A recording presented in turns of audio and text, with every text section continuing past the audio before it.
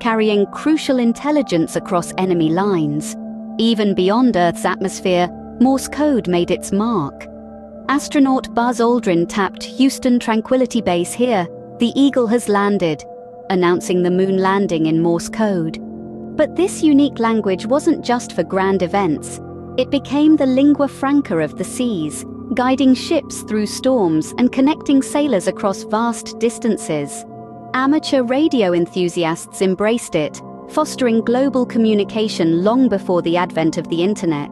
With the rise of new technologies, many predicted the end of Morse code, yet it defied expectations, finding new life in disaster relief efforts, secure communication channels, and even art installations.